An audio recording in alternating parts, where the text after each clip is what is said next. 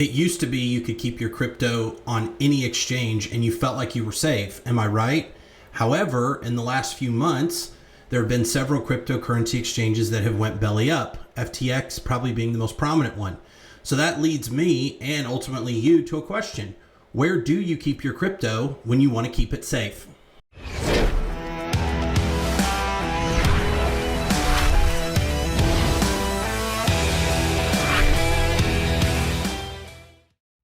Welcome back to the channel. My name is Ryan, and if you clicked on this video, you're obviously interested in learning how to secure your crypto in an ever-changing world where currency exchanges are going down.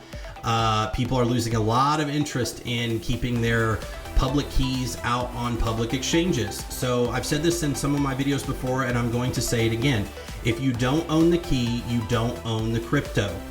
If you don't own the key, you don't own the crypto. I want you to tattoo that onto your brain. So when you own crypto through an exchange like FTX, Robinhood, really any of the mainstream crypto offerings, there's no key there. Now that they may be working on that at the time of this video.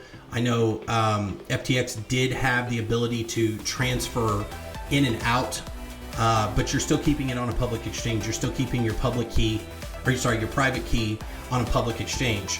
So why is that important? Well, we saw what happened with FTX and we saw how fast things went south. I didn't have any on there, thankfully. I'd taken all mine out.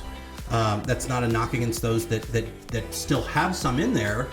And I do have a lot of sympathy for those of you that have lost money with FTX or any exchange for that matter. However, what we're going to focus on today is why is it important to have a hardware wallet? What is a hardware wallet? And how do we use it? So why is it important to have a hardware wallet? Well, number one, you want to stave off, obviously, exchanges going down. A hardware wallet makes sure that you keep your private key on a literal hardware wallet. It looks like a little USB stick. Number two, what do you do once you have that? Once you have your crypto on a hardware wallet, what does that look like? Well, basically it means that if you're trying to send, if someone gets your hardware wallet and they try to unlock it, they need a key. They need a combination on the actual USB drive first. And even if they have that, they need two-factor authentication if you have that set up in order to start sending money. So with that being said, one of the great ways of managing crypto today, and has been for several years, and now people are flocking to it more since FTX and some of these bigger exchanges start to go down, is hardware wallets. And Ledger is one of the hardware wallets that I use. So when you open up Ledger Live on your desktop or mobile, but you'll sync up your hardware key. I can do a separate video on that, how to set up an actual Ledger wallet. But assuming you have Ledger set up, you open up the app, this is what you get. I've obviously blocked out all my account balances and my keys because obviously I don't want my private keys floating around the internet. But in this case, I've got a great picture of my entire account here. So I do see that I've got an update, and just like anything else, Ledger has firmware. You need to keep it updated. I'm gonna go through the update at the end of this video, and then I'll show you what that looks like during the update process. But on the homepage here, I've got a couple different assets on this key. I've got Solana and Ethereum. Of course, I can add other accounts, accounts being coins. But I can go in here, I can see, hey, this is my Solana balance. Here's all the different days, times, and hashes that I have of when I've received it. So if I go back, I can actually look and see, okay, there's a certain amount, I paid a fee. Here's the transaction ID. If I want to copy that, I can actually go out to Ether hash and Solana hash and see the transaction. Again, it's on a public blockchain, nothing to hide there. And I can go that for all my different transactions. I can actually go back, do the same thing for Ethereum. I've moved some in here in the last several months, just to make sure it works. And I still have some money. I still have some crypto on some of the other public exchanges, but I'm moving more into the hardware wallet for, again, obvious reasons we talked about. So I go back here. Again, I can buy and sell here straight from the homepage. I can get an account balance and see how my account's done. So I started moving money in here right around Labor Day, and you can see it went up, and then started to go back down once the Fed started hiking interest rates pretty hard back in early November. Like everything else, it's got a market page. You can look at things a range over a year, 30 days, 7 days, whatever. You can search for a certain coin. Then obviously you can drill down into what this looks like. So in this case for Ethereum, you can look at, you know, what it's done, the market cap, just sort of the pedigree things you would expect to get from a market broker here. The accounts tab is where you start to set up different coins. I wish they labeled it a little differently, but accounts is coins. So in this case, because you only have a finite amount of memory on a Ledger hardware wallet, you have to make sure, you know, you can load, you know, dozens if not hundreds of coins, but you have to make sure you have enough space on it. So if some of the space like Solana and Ethereum, if they take up a lot, that's less for other things like other altcoins, if you're into that type of thing. Pretty simple though. You can add an account. You could choose an asset here, you know, pick one. If you wanted Phantom, you could do that. I'm going to hit continue. It's going to prompt me. For my device and probably to enter the passcode on it. I'm not going to do that right now, but it's physically with a USB connected to my desktop. There's a password I have to unlock it, and that's what you have to do if you actually want to add an account. I can go down here and discover apps. So there's an app store, just like everything else. There's different apps you can tie into Ledger, which I think is great, not only from, say, a tax perspective and tracking, to how do I bring in some of my NFTs or DAOs or DAOs if you're into that type of thing. If you're doing staking on your own outside of a third party holding, you're looking at something like MoonPay. I've used MoonPay a few times to go ahead and buy assets on here.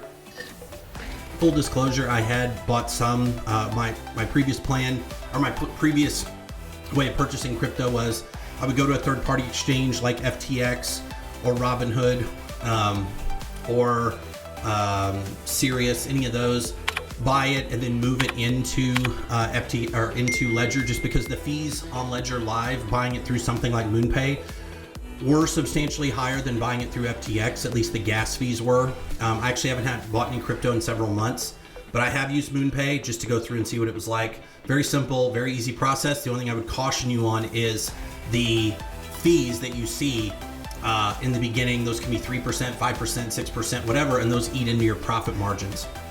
But there's a lot of different apps you can use on here. I would just get in here and start looking around.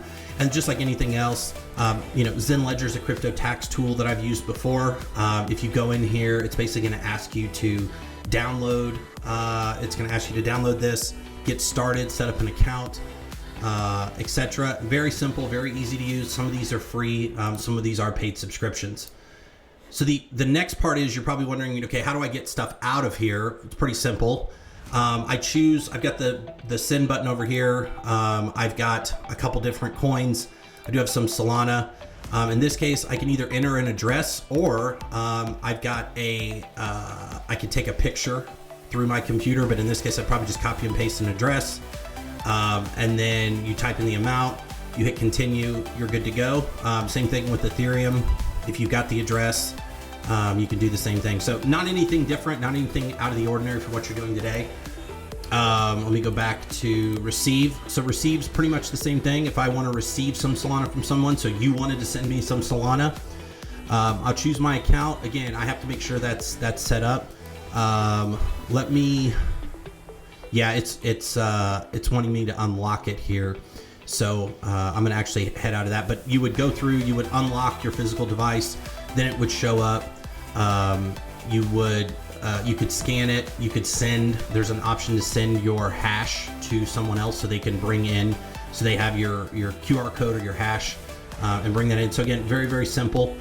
The buy and sell feature, I'll be honest, I haven't used this much yet on this page, at least. All I've done so far is bring crypto in, and I did do a little bit of a buy on Solana through MoonPay. I haven't sold any, haven't went through and sold any yet. I'm a long-term holder. I don't feel the need to sell anything right now, as I've got a very, very long-term view on it. Here's another area where I think is really important. You can swap crypto. So for a lot of people, they've got Ethereum, they want to turn it to Solana. They got Bitcoin, they want to turn it to Ethereum. They got Cardano, they want to turn it into Dogecoin, whatever. I've got Ethereum here. I'll just say I want to max what I've got. I can turn it into Bitcoin. I can turn it into several other things. I'm gonna stick with Bitcoin. It'll actually show me, hey, this is how much I'm going to get, but you can also see the network fees. And if you want to change that, depending on how fast you want it, if you're okay with it being slower, your fees are going to be less. Now, in this case, you're talking a few cents, but as you start to accumulate more coins, those gas fees or network fees will start to go up. And then you'll also see a timer saying, hey, the rates will update in X number of seconds, etc. So if I want to, I can look at centralized quotes.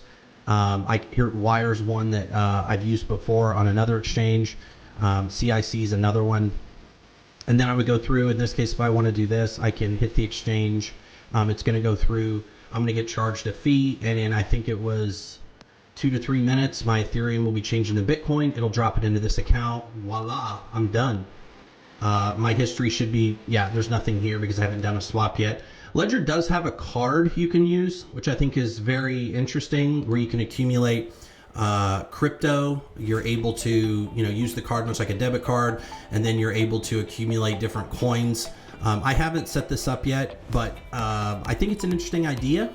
I don't know that I'll end up using it, but I think there's some interest here for people that are very hardcore crypto.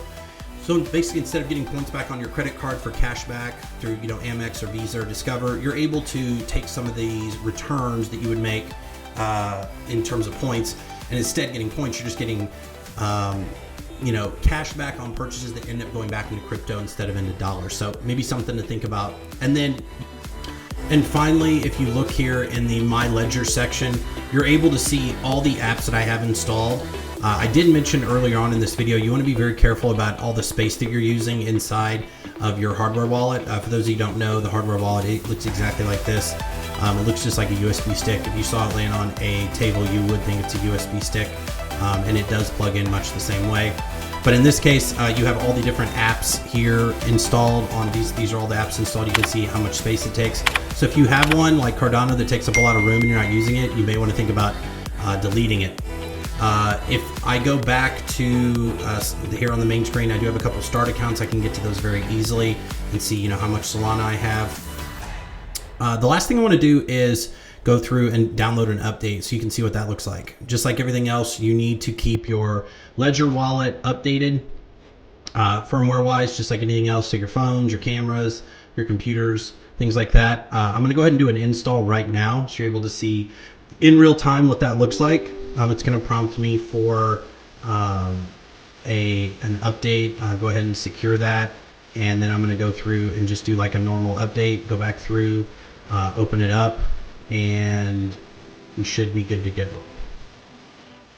I've yet to see it go through and have an issue, but this is great because you're able to do this in real time. You do get release notes here. So it's basically telling me it's no longer compatible with Windows 7. For those of you that are using Windows 7, you may want to think about getting off that. And then they've made some improvements to staking experience on Ether, with Ether. Okay, so that was a very high-level roundup and overview of Ledger, how to use it, how to do swapping, how to add accounts, send money, different tie-ins you get with the App Store, how to do a firmware update. So for those of you that are interested, I'm going to leave my link in the description below if you're interested in purchasing a Ledger wallet, or if you're interested in learning more about Ledger, I'll leave their link down in the description below. I hope everyone has a wonderful Christmas and a Happy New Year. Take care. Bye-bye.